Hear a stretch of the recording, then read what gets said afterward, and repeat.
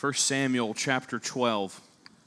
I'm going to ask you to bear with me. Got back from camp, of course. Preached this morning. We had afternoons full of meetings. So on a Sunday right after junior week, I'm approaching my word limit. I don't know how many more good words that would matter a whole lot I have left, but I'm going to give everything I got into this. So this may be a little bit shorter, but I'm excited to continue looking in 1 Samuel. Logan did a great job last week looking at 1 Samuel chapter 11. So we're going to look in chapter 12 today. And again, 1 Samuel, we've kind of been going through Samuel and getting a sense for an overview of this. Remember, this is right at the end of the period of the judges. In fact, Samuel was more than likely the very last of the judges, and now we're entering into the period of the kings. Chapter really 10, 11, even into 12 is going to address all of this, right? Chapter 12 is really, in fact, the ESV has the subheading Samuel's farewell address, right? This is addressing the nation of Israel as he is departing out. He's old at this point, and Saul has been accepted as king. But he's going to make some important reminders, right? And he's going to give them some words of wisdom kind of to chew on as they enter into a new period of having a king. And so he also gives them some caution, right? And I want us to pay particular attention because really I think we can broaden the scope of what Samuel's doing. Samuel wants them to remember a couple things. One, he wants them to remember who God is and what God has done for them up to this point. He's going to remind them a couple times in this address, right? You asked for a king. He's going to say that line a couple times. You asked for a king, but remember the true king, the one true king who has been your advocate, who has been your deliverer, who has been with you up to this point is God, and that will not change. Right, Saul may sit on a throne here, but you need to understand who is sitting on the throne. You have to understand that. And he also wants them to understand that just because a king, a figurehead, right? I mean, Saul is king, but he also wants them to understand that God is still reigning, right? And really, this kind of broadens the scope of this to us still today, right? In spite of whatever leadership we might be presented in. And Samuel's going to give them the instruction. He's going to say, like, I'm stepping away, right? It's not me any longer. Saul is your king. Follow Saul. But remember who sits on the throne, right? That is kind of the message of chapter 12. Let's read this together like we have every week. And like I said, hopefully my voice will hold through this. We'll read all 25 verses of this. Really interesting read, specifically towards kind of about verse 14, 15, 16, in that area. God is really going to send a miraculous sign in a lot of ways, right? In the middle of the wheat harvest, a time that historically was very dry, and they're going to get this massive thunder lightning storm that comes at the request of Samuel by God. Keep that in the back of your mind. I think there's some really interesting kind of thoughts as to why now, right? I mean, you could pose the question, God, if you were planning to send a sign, why not do it ahead of time, right? Why wait until you get to this point, right? Samuel's old now. Now, Samuel has spent his whole life serving, and that's one of the reminders that he's going to give. Like, listen, I've spent my entire life, birth to now, trying to do my best to honor God. And if there's anybody that I've wronged, come forward now. Let's square it away because I don't want there to be any loose ends, right? But there's some thoughts as to why, again, God did not desire for them to have a king.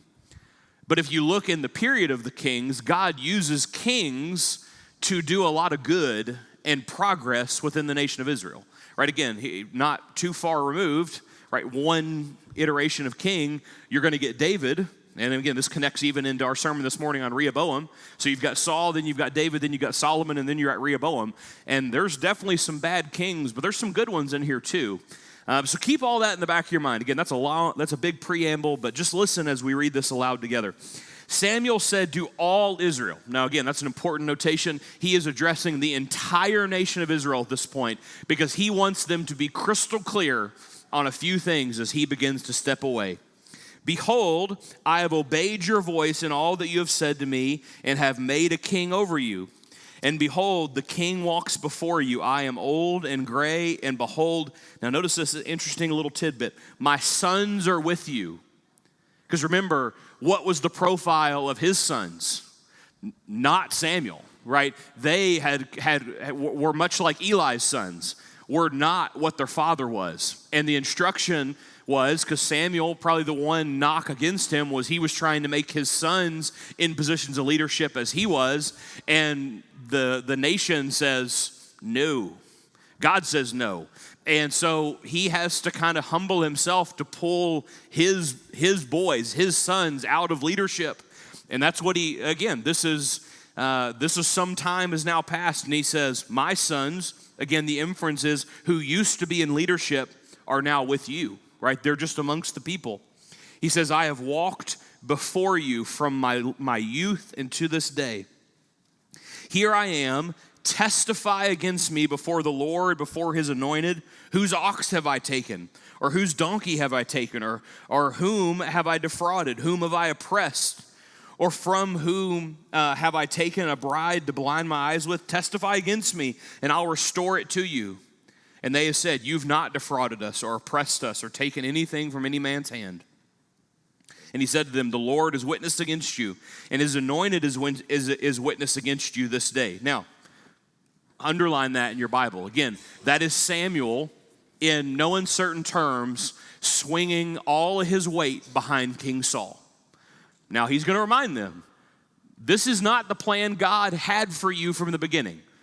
He's going to remind them, a king is appointed because you have demanded it. But in saying that, I'm no longer your judge. The one you have appointed, right? The Lord is your witness, and the appointed is witness this day, that you have not found anything in my hand. And they said, "He is witness." And Samuel said to the people, "The Lord is witness, who appointed Moses and Aaron and brought your fathers up out of the land of Egypt. Now therefore stand still, that I may plead with you before the Lord concerning all the righteous deeds of the Lord that he performed for you and for your fathers. And when Jacob went into Egypt and the Egyptians oppressed them, then your fathers cried out to the Lord, and the Lord sent Moses and Aaron, who brought your fathers out of Egypt and made them dwell in this place." Again, don't miss that connection there. He's saying, remember when things got really bad because you were in a tough spot because of your disobedience and you cried out? What did God do? What did the King of Kings do? He sent you a deliverer, and he brought you out of bondage. He brought you out of slavery. He brought you out of the hardest of situations, right? And they said to the Lord your God, and he sold them into the hand of Sisera, commander of the army of Hazor, and into the hand of the Philistines, and into the hand of the king of Moab, and they fought against them. And they cried out to the Lord, and he said, "We have sinned because we have forsaken the Lord," and they served the Baals and the Asheroth. "But now deliver us out of the hand of our enemies, that we may serve you." And the Lord sent Jerubbaal and Barak and Jephthah and Samuel, and delivered you out of the hand of your enemies on every side, and you lived in safety. And when you saw that Nahash, the king of the Ammonites, came against you, you said to me, "No, but a king shall reign over us when the Lord your God," notice this, "was your king." Remember all the times God delivered you. And he gave them specifics. Remember these times. And remember when you were begging for a king, but the Lord your God was your king. I hope you'll underline that. That is a central theme of really all of the judges and all of the prophets, in a sense, right? All of them struggle and tension back and forth between this idea of God reigning versus what mankind, whatever version is popular at that time that God's people are wanting to be a part of, right? And don't think that this is just an Old Testament thing. Remember in the New Testament, right, they struggle with, like, the whole book of Galatians, the letter to the Galatian church is just struggling between holding on to old things of Judaism versus becoming a Christian and letting go of all that and circumcision and things. And that's not dissimilar from this, right? They're taking parts of other things and trying to mix it all into the pie, so to speak. And he's saying it can't be that. And when you made it that, God is the one who's delivered you. Now 13, now behold the king whom you have chosen. That is critical to this letter, this address to the people, because he's going to remind them. Because remember, go back a couple chapters and he's going to remind them, if you have a king, if you want a king, here's what's coming down the line, right? Here's what's coming down the line. So he says, the king that you have chosen, for whom you have asked, behold, the Lord has set a king over you. Right? Don't mistake Saul's place in the grander picture. Right? Saul may be your earthly leader, but he didn't place himself here. Right? He may try to pitch it like that. You may believe that, but that's not the case. What the case is that the Lord has set him over you. Now 14 gives some kind of admonishment here. If you will fear the Lord and serve him, obey his voice and not rebel against the commandment of the Lord, and if both you and the king who reign over you and follow the Lord your God, it will be well. Friends, that is still as perfectly applicable then as it is today. Right, we decide who we are serving, right, and we look in the New Testament. It provides us examples of, how do we balance, right, living under and being subservient in a sense to government and to leaders and things like this, and this has always been the admonishment, right? If you will fear God, and serving somebody else doesn't take away or mess with that in some way, it'll be okay. But if there comes a point where serving that king or president or emperor, whatever it may be, and that conflicts with what it means to serve God and be a follower of his, then we got issues. And he's telling them here, if there is a path to prosperity here, but it takes both. It takes you as the people and it takes Saul as king. But if you don't obey his voice, he gives the challenge here. If you don't obey his voice, but rebel against the commandment of the Lord, then the hand of the Lord will be against you and your king. Your king. The king you ask for. Again, Samuel's not pulling any punches because he doesn't have a lot of time left. And he wants them to be sure that they understand. Now therefore stand still and see this great thing that the Lord will do before your eyes. Here's kind of where some of this amazing miracle happens here. 17, is it not the wheat harvest today? Right? Again, all he's saying is it not the dry season? Is it not the time when we don't get rain? We're harvesting wheat. That's why it's the wheat harvest. It's time. Things have dried up. It's time to cut it and process it and turn it into whatever it is. Is it not the wheat harvest? I will call upon the Lord, and he will send thunder, and he will send rain, and you will know and see that your wickedness is great, which you have done in the sight of the Lord in asking for a king. And Samuel called upon the Lord, and the Lord sent thunder and rain that day, and all the people greatly feared the Lord and Samuel. And all the people said to Samuel, pray for your servants to the Lord your God, that we may not die, for we have added to our sins this evil to ask for ourselves. And Samuel said to the people, don't be afraid. You have done all this evil, yet do not turn aside from following the Lord, but serve the Lord with your heart. I mean, that preaches as good back then as it does now, right? In spite of your sin, in spite of your mistakes, continue to serve the Lord, right? That is the way forward. Don't turn aside after empty things that cannot profit or deliver for they are empty. For the Lord will not forsake his people for his great name's sake, because it has pleased the Lord to make you a people for himself. Moreover, as for me, far be it from me that I should sin against the Lord by ceasing to pray for you, and I will instruct you in the good and the right way. For 24 and 25 are key. Only fear the Lord and serve him faithfully with all your heart, for consider what great things he has done for you. But if you still do wickedly, you will be swept away, both you and your king. Again, that's an address to Israel a long time ago. But think about that address still today. 21st century Christians in 2025, only fear God, serve him faithfully. Think about all the things that he's done for you up to this point. And if you still do wickedly, if you still do what you know is contrary to the will of God, and that, again, the nuance of how to serve God might be slightly different for us versus the Old Testament Israelites, but the heart of it is exactly the same. There's a standard that's been made known by God. That was true in Israel's day, and that's still true now. Now we have the perfected word, but it's still the standard of God. If you still do wickedly, that is to say, if you do what is contrary to God's will, what is going to be the consequence? Right? And this is oversimplification. There's ways to fix this. But he says, as a general rule, if you still do what's wickedly, you'll be swept away, both you and your king. And really, you could sub in for that king the things that you follow that pull you away from God. Again, may not be a king, may not be a monarch in today's world for us, but are there things that pull you away from God in today's world? Yes. Unequivocally, yes. Again, not the point of 1 Samuel 12, but it could be asked, what's your king? Who is your king? Is it God? Because they also claimed that it was God, but they wanted the earthly pomp and circumstance more than they really wanted obedience, right? They wanted to look the part and have the culture of the part, but they really didn't want the obedience of the part.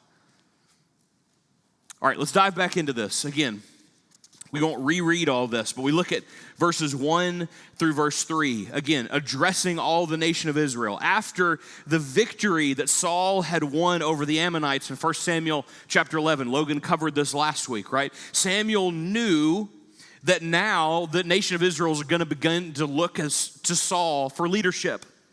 Right? I don't think it's a coincidence that Samuel waits until this moment to begin to kind of pull himself back and say, all right, now it's Saul's turn, right? He's going to let Saul get great leadership on Samuel's part. I'm going to let the new guy get a win under his belt, and then I'm going to step away. And that's exactly what he does here, right? Samuel is talking all about this. It wants the transition from Samuel's leadership to Saul's, but he makes it clear, right? Now here is the king. I'm old and I'm gray-headed. Right? Samuel showed himself to be a godly man, right? A little bit, this is his resume that he's presenting to the people, right? He said, in all of this, Samuel wanted it known that it was not his idea, and he didn't believe it was the will of God for there to be a king, but he said, you've asked for a king, right? My sons are with you. 1 Samuel chapter 8, we've already studied this together. There was a challenge of this, right? Take your sons out. They aren't you. Right? And most importantly, we don't want them. We love you, but we really want a king. He says, I've taken my sons out. Right? Samuel's also remembering back to the beginnings of his childhood. Right? Go back to 1 Samuel chapter 2, chapter 3. This is Samuel who was dedicated to God from the very beginning. Right? I love this idea. If you go back in verses 1 through 3, Samuel says, I've walked before you. I love that line. I've got it underlined in all my Bibles, right? I don't think that means he's saying, hey, look at me on display. I don't think that's what he's saying. What I think he's saying is more akin to the idea of, again, we talked about it this morning, ironically, but a shepherd walking amongst his flock, right? You imagine a shepherd guiding the sheep. They have to be there. I told you this morning, one of my favorite books on eldership leadership is They Smell Like Sheep, because a shepherd cannot shepherd from afar, right? Shepherding is both a noun and a verb. To shepherd is to herd and to guard and to guide, right? I mean, that's why the concept of shepherd is really probably the truest sense of what it means to be an elder, because that's what these men are doing. And he's saying, listen, I've already walked before you, much like a shepherd will walk amongst his flock. Samuel was a godly leader, and in many ways was a shepherd to the nation of Israel as a judge, going and bringing themselves before God. Right? Samuel says, if there's any problem, bring it before me and I'll restore it. They've told him, they've said, verses 4 and 5, you've not cheated us, you've not oppressed us, right? And then Samuel gets down verses 6 through 12. And again, we won't read all this. We're kind of just working through this as an outline. he begins to challenge Israel to serve right under a new king. But he wants them to remember again, who is the king. He's talking about the remembrance of God's work from the time of the Exodus to now, right? He's making them hearken in their minds back to remember when your fathers and your grandfathers, remember what happened back in Egypt. And remember who brought you out of that, who delivered to you Moses, right? And Aaron. It was the Lord your God. Deliver us out of the hands of our enemies. And again, you look in this, there's a list of names that's being given here in verse 11. And the Lord sent Jerubbaal. Again, Jerubbaal is just another name. If you go back to Judges chapter 6, that's Gideon. Right? Judges 6 and verse 32 tells us that's another name for Gideon. And if you look in, and then it gives other judges as well, right? Barak and Jephthah and Samuel, and delivered you out of the hands of your enemies and made you safe. But he's also wanting them to understand that transitioning to a monarchy that they're about to instill upon is, things are going to be a little different. Right now, you're going to have to struggle with the idea of, are you loving the king, little k, or are you loving the king, big K? Right? Are you loving the king? Or are you loving the king you have in front of you at the moment? And again, because in a short time, Saul's reign as king was not the shortest we have, but for as much as we know about Saul, he didn't have a huge reign, right? There are going to be more kings after. Again, David's going to come right after and probably be remembered even greater. And he's going to challenge them. That's what verses 13 through 15 is. He says, if you fear God, now behold, the king whom you have chosen, for whom you have asked, the Lord has set a king in front of you. You've desired a king, and he's placed it there. But he tells them, if you've not obeyed the voice of the Lord, then the hand of God will be against you. And again, then in verses 16 through 18, he begins to confirm what Samuel's saying with a sign. I wrote down a handful of reasons why. Because again, you might ask, why wait on this, right? If God had intention to show a sign to affirm the words of Samuel, because do you remember when they sent the Ark of the Covenant out? Remember, and then the Ark was missing for 20 years. And I told you, I don't have the scriptural evidence for this, but the character and the timbre of Samuel's life would tell me that he spent all that time preaching and trying to pull and claw the nation of Israel back. If there were ever a time to do a great sign, wouldn't it have been then? Wouldn't it have been in any of the other times where God could have? But again, why did he wait? Why do it now? And again, a couple options. One, I think God had a purpose in allowing the people's king to come first. And I want you to think in your mind's eye, why would that be important?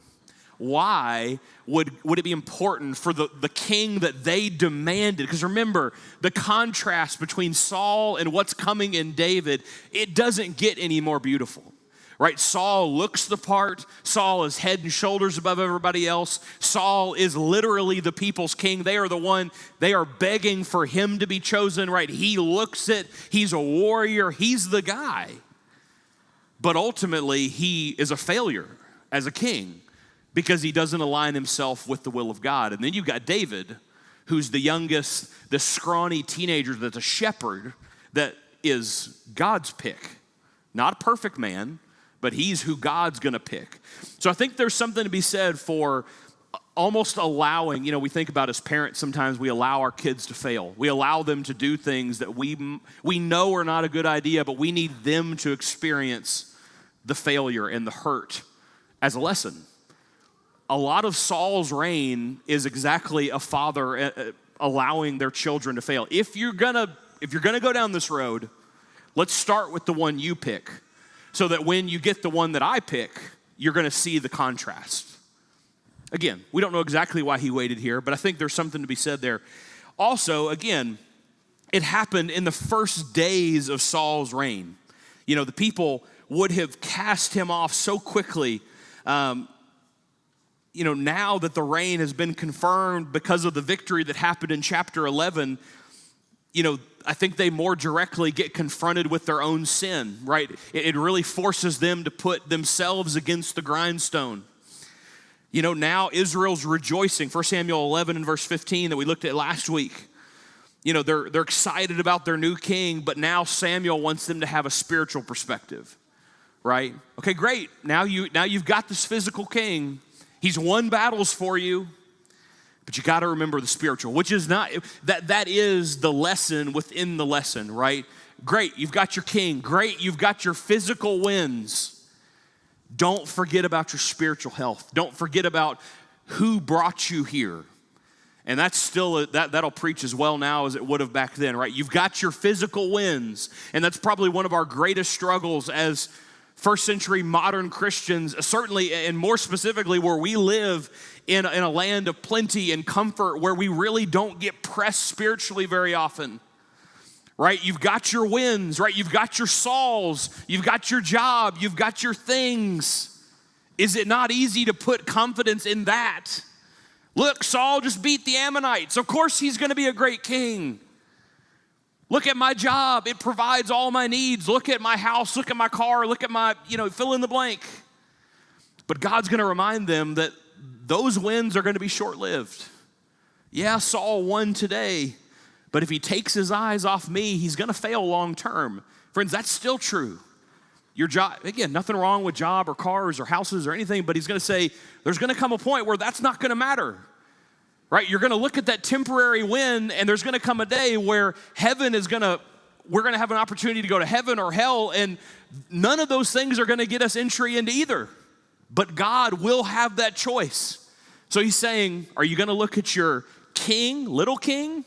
Are you going to look at big king?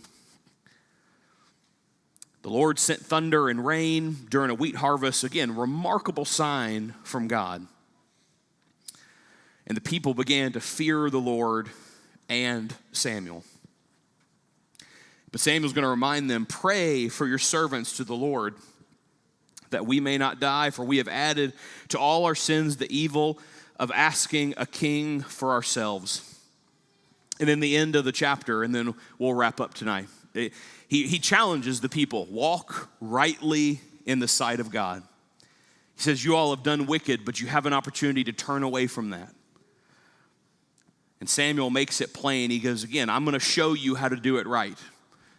His real suggestion is, my life, as best as I've made it, has been an exercise in trying to show you how to do it right. But he says, before I leave, before I die, I'm going to continue to show you the right way to do it.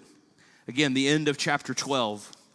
He wants the people of Israel to know that even as he steps back and allows Saul to emerge as leader, he's not leaving. He's not in the strictest sense. Samuel never steps down as judge. Right? Samuel just eventually dies. But he's basically saying, as long as I've got breath in my body, I will try to guide you along the right path. All right, three practical lessons I think we can take out of 1 Samuel chapter 12. Number one, live with integrity no matter your role or your season. Right? Live with integrity. Live with biblical, godly, God-fearing integrity regardless of your role or your season. Again, you look in verse 3, the very beginning of our text. Here I stand, testify against me in the presence of the Lord. Samuel had gotten to the end of his life. Again, the greatest days of Samuel on paper are behind him. But he says, I'm testifying in your presence before the king and before the anointed king. And if there's anyone who has anything to say against me, come make it known. Right? Samuel models a life of integrity and maybe most importantly, accountability. How often would we ever stand before our peers and give them a blank check? Right? Whatever you got against me, if I've hurt you, come and let me fix it. There's probably something to be learned there. Again, I don't know of a comparable venue like this where you have a captive audience of everyone in your life. But have the integrity and the accountability of Samuel. He doesn't use leadership for selfish gain, and he invites scrutiny. He says, come, cross-reference my life. with all the things that I've done. Whether we're leading, whether we're a follower, whether we're young or old, character matters. Character matters. All right, number 2, don't forget what God has done for you in the past. And again, that seems to be a consistent theme, certainly in the Old Testament books that we've looked at, but I would suggest to you God's faithfulness, and particularly the importance of our remembrance of that faithfulness, is a consistent theme old into the New Testament. I mean, that you can trace that cord from the very beginning all the way through Revelation, right? That doesn't really go anywhere. And Samuel just reminds them of that. Remember in verse 6, he says, "Is it the Lord who appointed Moses and Aaron and brought your ancestors out of Egypt?" He's recounting Israel's history to remind them of God's faithfulness. If we forget God's past provision, it leads to fear, it leads to poor decision making, and in their case, it leads to a king that is ultimately going to get squared away, but there's going to be some hardship along the way. And certainly in Saul's case. And again, we look at David, who they're going to love as a military king, but in just a short couple generations, they're going to go from Saul, and they're eventually going to end up at Rehoboam. We saw this morning, Rehoboam's going to take them down a path of a lot of hurt. Physical, spiritual, emotional, family, generational hurt. And I told you that the splitting of the kingdoms goes back to Rehoboam, but I think even broader than that, you could trace it back one more level to right here. Had they not asked for a king at all, Rehoboam wouldn't matter. Right, Rehoboam, the whole lineage of Saul to David to Solomon to Rehoboam would completely be null and void because they would have looked at God as king. Still something for us to consider. Don't forget what God has done. And then lastly, obedience brings about godly favor and rebellion brings consequence. Right, verses 14 and 15, "If you fear the Lord, serve him, it will go well. But if you do not obey, his hand will be against you." Samuel sets a clear choice before the people. And again, this is overly simplified, and there's nuance to this, and God's not a genie, and we don't get everything we ask for, but here's the clear delineation. Obey and be blessed, not earthly blessing, but spiritual blessing. Obey and be blessed. Rebel and face discipline. Those are the choices, right? And he's putting them before the nation of Israel here. Even though they made poor choices, right? They demanded a king. God still showed them that through his grace and through his forgiveness, there is a path to obey, right? If you fear God and your king fears God, it'll be well. And that's still true. It's never too late to return to God, to make a fresh commitment, to fear and to follow his ways. Tonight, if you aren't a Christian, in that spirit, we offer you the invitation that you could come, put on Christ in obedience, right? To say, I want to live my life as a Christian and I want to have my sins forgiven in the waters of baptism. If we can help you in any way, would you come let us know about it as we stand and as we sing together?